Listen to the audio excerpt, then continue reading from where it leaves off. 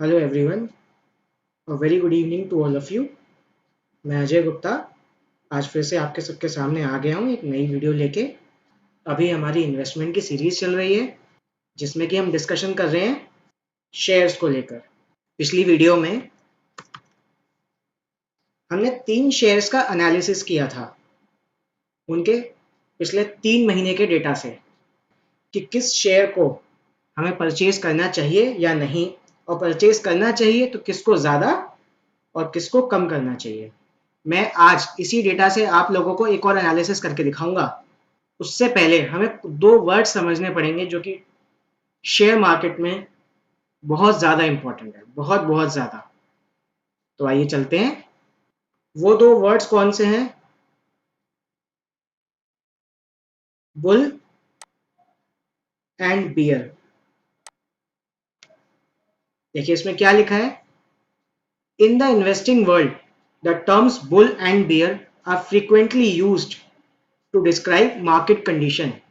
Share market में हम जब भी मार्केट कंडीशन की बात करते हैं तो हम 2 चीजों पे बात करते हैं कि क्या मार्केट बुलिश है या बियरिश है। These terms are used to describe how stock markets are doing in general, that is, whether they are appreciating or depreciating in value. And as an investor, the direction of the market is a major force that has a huge impact on your portfolio. So it's important to understand how each of these market condition may impact your investments. देखिए इसमें बहुत सारी चीजें लिखी हैं। देखिए इसके नीचे की नोट में पहली लाइन हम पढ़ते हैं, उससे ही आप सब कुछ समझ जाएंगे। A bull market is a market that a bull market is a market that is on the rise and where the economy is sound, while a bear market exists in an economy that is receding, where most stocks are declining in value. इसका क्या मतलब है? जब भी हम बोलेंगे general term में कि मार्केट बुलिश में है, मार्केट बुलिश ट्रेंड में है, तो यानी कि मार्केट इंक्रीजिंग ट्रेंड में है, अप्रिशिएशन के ट्रेंड में है। वही अगर हम बोलेंगे कि इस टाइम मार्केट बियरिश है तो यानी कि मार्केट में डाउनफॉल हो रहा है, यानी कि मार्केट गिर रही है। आपको ये दोनों वर्ड्स बहुत अच्छे से याद करने हैं, बुलिश और बियरिश। बुलिश मतलब मार्केट का increasing trend, positive trend, appreciation trend, whereas bearish is downfall trend, depreciating trend और नेगेटिव ट्रेंड। ये चीज आप समझ गए। इन 2 वर्ड से हम डिसाइड करेंगे कि कब हमें कोई भी शेयर परचेज करना चाहिए या नहीं। कल तो मैंने एक अपनी ट्रिक आप लोगों को बताई थी जो कि सिर्फ मैंने यूज करी है, मुझे नहीं लगता मैंने कहीं पढ़ा नहीं है। मैंने कई जगह उसको यूज करा तो उससे मुझे बेनिफिट मिला, तो इसलिए मुझे लगा कि आप लोगों के साथ शेयर करना चाहिए। एक दूसरी ट्रिक आज मैं आपको, दूसरा एनालिसिस मैं आपको आज बताने जा रहा हूं जिसको हम कहते हैं RSI। ये बहुत ही फेमस टूल है, एक इंडिकेटर है। ये हमें बताता है कि कब हमें किसी शेयर को बेच देना चाहिए या कब किसी शेयर को हमें खरीद लेना चाहिए। अब वो कैसे बताता है, इसकी कुछ कैलकुलेशंस होती हैं। मैं आपको उन कैलकुलेशंस पे नहीं लेके जाने वाला। क्योंकि आजकल के टाइम में सॉफ्टवेयर सारे काम कर देते हैं। मैं आपको बताने वाला हूं वो कैलकुलेशन को आप यूज कैसे करेंगे अपने ट्रेडिंग में। देखिए पहले इसको समझते हैं, इसमें लिखा क्या है। The relative strength index RSI is a technical indicator used in the analysis of financial market.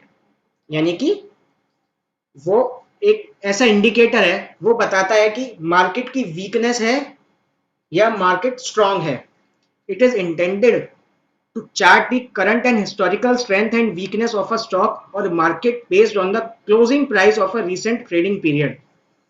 यानी कि ये रीसेंट ट्रेडिंग पीरियड मतलब जैसे आज है तो आज के पिछले 14 दिनों की क्लोजिंग को लेके ये ग्राफ बनाएगा कि इस शेयर की क्लोजिंग इस वैल्यू पे हुई, अगले दिन उस शेयर की वैल्यू किसी और वैल्यू पे क्लोज हुआ होगा।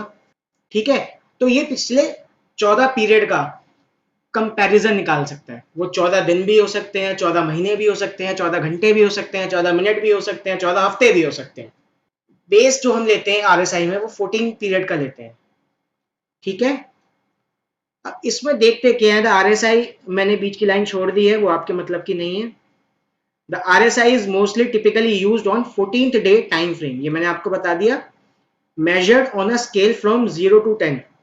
ये किस तरह से होता है, ये देखिए मैं आपको इसकी फोटो दिखाता हूँ।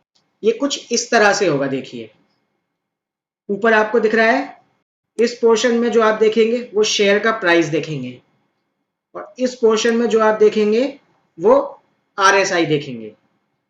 ठीक है, ये कहां से शुरू होता है, 0 से 100 के बीच में। अब वो कैसे शुरू होता है मैं बताऊंगा आपको। Measured on a scale from 0 to 100 with high and low levels marked at 70 and 30। यानी कि ये जो लाइन हमें शो हो रही है, ये वाली, ये 30 की लाइन है। ये वाली लाइन जो हमें शो हो रही है, ये 70 की लाइन है। और कहीं ना कहीं यहाँ पे हमारा लेवल आ जाएगा 100 का,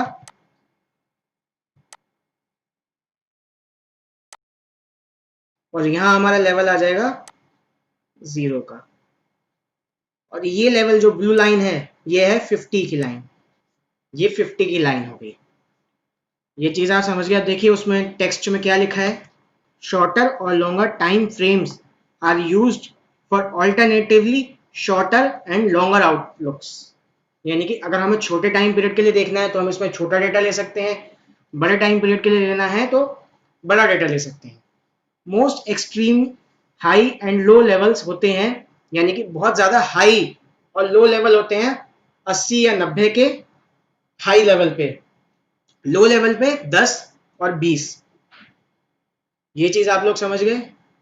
अभी तक सस्पेंस बना हुआ है हमारी वीडियो में कि ये लेवल हमें बताते क्या हैं, इसलिए मैं आपसे हमेशा बोलता हूं मेरी वीडियो प्लीज पूरी देखा कीजिए, जैसे कि आपको पता रहे कि मैं क्या समझा रहा हूँ, वीडियो में क्या बता रहा हूँ। बहुत सारी चीजें मैं बीच में ऐसी बोल देता हूँ जो कि बहुत टेक्निकल होती हैं, लेकिन अगर आप बीच में वीडियो मिस कर देंगे तो आपको नहीं समझ में आएगी वो। इसलिए मैं आप सबसे रिक्वेस्ट कर रहा हूँ, प्लीज प्लीज मेरी वीडियो पूरी देखें, लास्ट तक देखें। और पुरानी अगर आपने वीडियोस नहीं देखी हैं तो सारी वीडियोस जिस तरह से उस सीरीज में है उसी तरह से देखिए। हमारी प्लेलिस्ट का लिंक मैं आई बटन में आपको सबको दे दूंगा, प्लीज आप वहां जाके देखिए ताकि कोई भी आपको परेशानी ना हो। ठीक है, अब देखते हैं ये बताता क्या है। ये देखिए यहाँ लिखा है RSI प्रोवाइड सिग्नल्स, ये हमें सिग्नल देता है, दैट टेल, ये हमें सिग्नल देता है जो कि हमें बताता है, एक इन्वेस्टर को बताता है to buy when the security और currency is oversold and to sell when it is overbought. ये क्या बताता है, जब भी कोई सिक्योरिटी ओवरसोल्ड है, यानी कि जितना उसको बिकना था वो बिक चुका है, अब वो मार्केट में और नहीं बिकेगा। इससे आपको क्या समझ में आ रहा है, और नहीं बिकेगा यानी कि उसकी डिमांड कम हो गई। अब आप अपनी इकोनॉमिक्स याद कीजिए, इकोनॉमिक्स में कहते हैं जब भी डिमांड कम होगी तो प्राइस भी कम होगा। जैसे जैसे किसी मार्केट में डिमांड बढ़ेगी तो उसका प्राइस भी बढ़ेगा। ये चीज आप लोग समझे, ये हमारा नॉर्मल इकोनॉमिक्स का कॉन्सेप्ट है। When ever price increases, when ever demand increases, price always increases, when ever demand decreases, price also decreases. ये चीज आप समझ गए। ये आपको बताएगा कि किस टाइम वो ओवरसोल्ड हो चुका है, मतलब कि जितना बिकना था वो बिक गया, अब वो और नहीं बिकेगा, अब उसके प्राइस गिरेंगे तभी जाके वो बिकेगा। या बताता ये ओवर बॉट हो चुका है, यानी कि जितना खरीदना था, ये जितना लोग खरीदना चाहते थे वो खरीद चुके हैं, अब और नहीं खरीदेंगे। ये कैसे पता चलता है, आइए देखते हैं अपने चार्ट पे। जब भी हम बात करेंगे 30 लेवल की, 30 लेवल हमें बताता है ओवरसोल्ड। ओवरसोल्ड मतलब अगर RSI की लाइन, जैसे ये RSI की लाइन जो डार्क ब्लू में आ रही है, ये 14 दिन की RSI की लाइन है और ये प्राइस है। इस प्राइस से मैं RSI आपको कंपेयर करके बताऊंगा। देखिए क्या होगा, जब भी RSI एक इस तरह की लाइन में, RSI इसी तरह से आ रहा है जिस तरह से प्राइस आ रहा है, लेकिन इसका एक फॉर्मूला है जो कि हमें बता देता है कि 30 पे है, 60 पे है, 70 पे है, 80 पे है, 90 पे है, 100 पे है, 0 पे है। वैसे ऐसा कभी नहीं होता कि 0 और 100 को टच कर जाए, ये बहुत रेयर केस है। मतलब अगर ये वैल्यू 50 पे है, अगर ये वैल्यू 50 से नीचे गिर रही है और 30 की तरफ जा रही है, तो यानी कि ये ओवर सोल्ड है। यहाँ पे जब भी ग्रीन से ये कैंडल जो भी शो हो रही है, ये बता रहा है पिछले दिन के मुकाबले आज का जो क्लोजिंग है वो पिछले प्राइस से ज्यादा है। और जो भी रेड कैंडल आपको दिख रही है वो ये बता रही है कि आज का क्लोजिंग पिछले ट्रेडिंग डे के क्लोजिंग से कम है। तो यानी कि जब भी रेड कैंडल शो हो रही है तो यानी कि प्राइस गिरा है, और जब भी ग्रीन कैंडल शो हो रही है तो प्राइस बढ़ा है as compare to the previous trading day. ये चीज आप समझ गए। अब अगर RSI 50 से ऊपर है और 70 को टच करने वाला है, देखिए जैसे यहाँ पे ये 70 को टच करने वाला है, यहाँ पे देखिए 70 को टच करके ऊपर पहुंच चुका है 70 के लेवल पे, तो ये यहाँ पे ओवर बॉट है, डिमांड अपनी हाई लेवल पे पहुंच चुकी है। तो यानी कि डिमांड अपनी हाई लेवल पे पहुंच चुकी है, तो डिमांड सबसे ज्यादा है, तो प्राइस भी यानी कि इस टाइम सबसे ज्यादा होगा। जब भी RSI का इंडिकेटर 70 से ऊपर जाता है तो वो कहीं ना कहीं हमें शो करता है कि भैया बस अब और इन्वेस्टमेंट मत करो इसमें, और जितने भी हैं होल्ड करके रखो। होल्ड करके रखो मतलब जितने भी आपके पास शेयर्स हैं और मत खरीदो, इस टाइम प्राइस बढ़ेगा, और होल्ड करके रखो। फिर जब कुछ दिन बाद ही 70 से नीचे आएगा और धीरे धीरे धीरे बढ़ना चालू होगा, यानी कि अब इसका प्राइस गिर रहा है, धीरे धीरे गिर रहा है। कई बार क्या होता है 50 पे आके ये फिर से बढ़ जाता है, देखिए जैसे यहाँ से 50 पे गिरा लेकिन फिर से बढ़ गया। तो आपको ये ध्यान रखना है, आपने जितने भी शेयर्स खरीद रखे हैं अगर उसका RSI 50 से 70 के बीच में है, यानी कि आपको उसको होल्ड करके रखना है। और वहीं आप देख रहे हो कि वो गिर रहा है, तो आपको अपने एक लिमिट से पहले उसको सेल कर देना है, जिससे कि आपका लॉस ना हो। ये चीज आप समझे। वहीं अगर आपका RSI गिरते गिरते टच कर गया 30 को टच कर गया, उसका मतलब क्या हो गया, ओवर सोल्ड। जितना बिकना था बिक गया, अब नहीं बिकेगा, यानी कि मार्केट में डिमांड नहीं है अब इसकी। तो जब मार्केट में डिमांड गिरी तो प्राइस भी गिर चुका होगा। ये टाइम आपके लिए सबसे अच्छा परचेज करने का। लेकिन आप इसमें भी देखोगे कब परचेज करना है आपको। मान लीजिए वो गिर रहा है, बहुत ज्यादा गिर गया। देखिए मार्केट एक दिन में नहीं गिरती है, वो या तो धीरे धीरे गिरती है, फिर उसमें हल्का सा करेक्शन आता है, हल्की सी वो ठीक होती है, फिर गिरती है, फिर कोई ऐसा मूव लेती है कि वो अपवर्ड में चली जाती है। वो अपवर्ड आपको पहचानना है कब आएगी। ये चीज आप लोग समझे। और ये चीज जो मैं बता रहा हूं इंट्राडे या कमोडिटी या FNO के लिए नहीं बता रहा हूं, मैं उनके लिए बता रहा हूं जो लॉन्ग टर्म इन्वेस्टमेंट करना चाहते हैं, जो जो कम से कम इस शेयर को 3 महीने या उससे ज्यादा रखना चाहते हैं। ये चीज आप लोग समझे। लेकिन मैं थोड़ा सा कंफ्यूज हूं अभी भी इसमें कि आप लोग समझ नहीं पाए। इसके लिए मैं अपने पिछली एनालिसिस को आपको इससे करके बताऊंगा कैसे ये प्रूफ होता है। आइए गूगल पे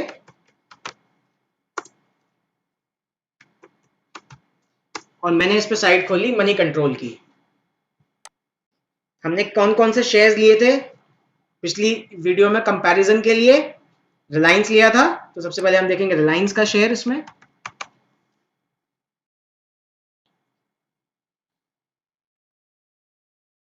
ये रिलायंस का शेयर मैंने खोला, यहां से मैं जाऊंगा चार्ट्स पे।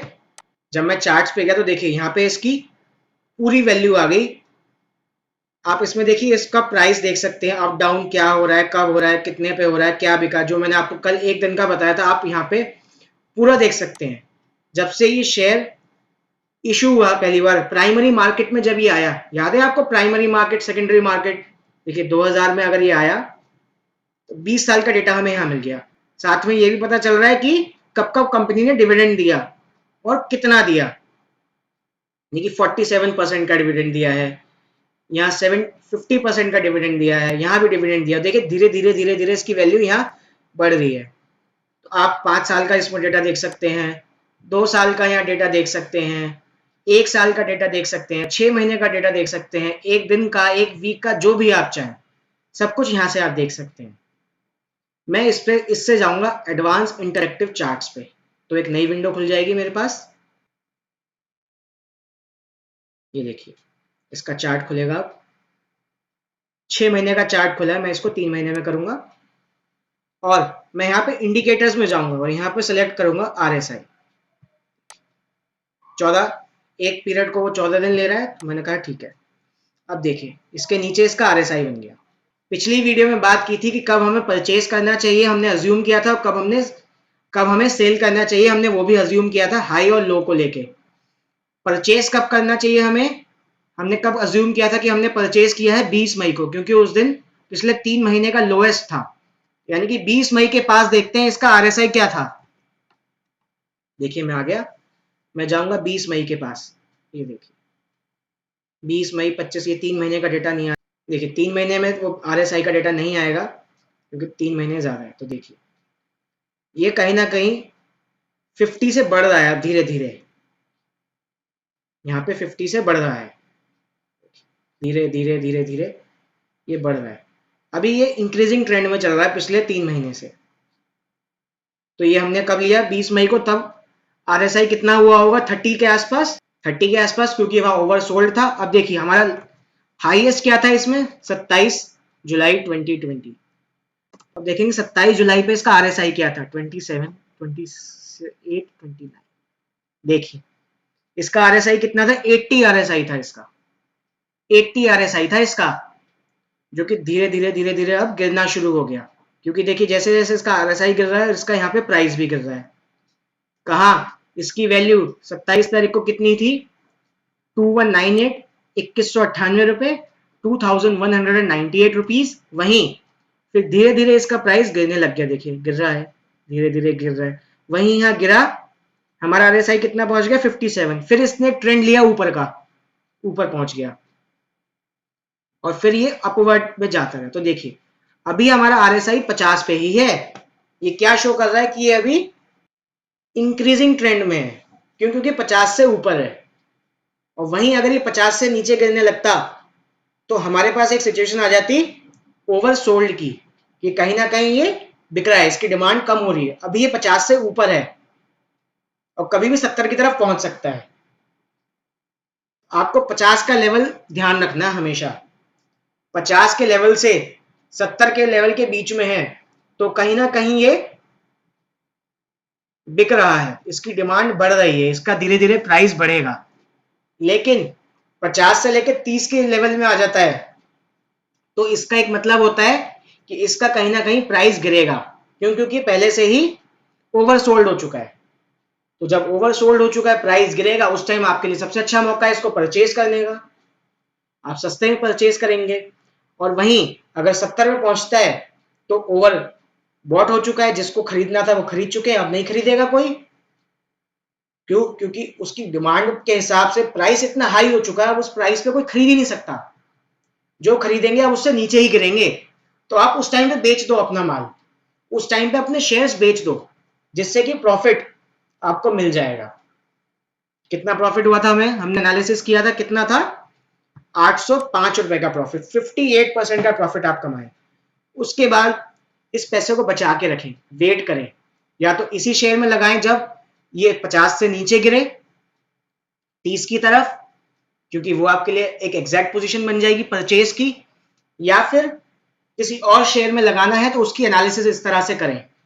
तो मैं उम्मीद करता हूं जितना भी मैंने आज आपको समझाया होगा RSI के बारे में, वो आपको सबको समझ में आया होगा।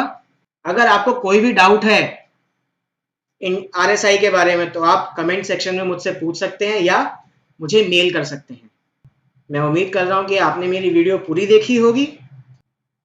जल्दी ही मिलेंगे अगली वीडियो में, जिसमें कि हम बताएंगे कि कौन से शेयर, किस कैटेगरी के शेयर्स आपके लिए हाई रिस्क वाले हैं, हाई प्रॉफिट वाले हैं, और किस कैटेगरी के शेयर्स लो रिस्क लो प्रॉफिट वाले हैं, जिसमें कि आप फिर बाइफरकेशन कर सकते हैं। देखो अभी आपने क्या किया था, कल की वीडियो में 3 शेयर्स को लिया था किसी भी 3 शेयर्स को और उसके पिछले 3 महीने के डेटा पे आपने एक एनालिसिस करा कि कितनी इसमें वॉलेटिलिटी है, कितना ये चेंज हो रहा है फ्रीक्वेंटली, वो आपको पता चल गया।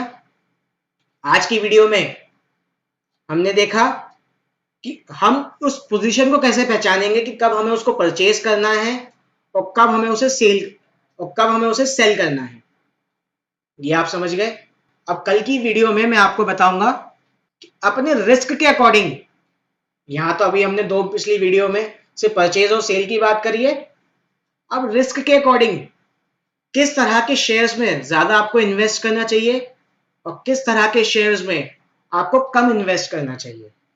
लेकिन जो भी मैं ये वीडियोस बना रहा हूं सिर्फ और सिर्फ अपने एक्सपीरियंस से बना रहा हूं, इसमें कोई साइंटिफिक रूल नहीं है। बस ये कुछ इंसिडेंसेस हैं, कुछ हिंट्स हैं, कुछ टेक्निक्स है, कुछ इंडिकेटर्स हैं जो कि फाइनेंशियल मार्केट में हमारे लिए अवेलेबल है।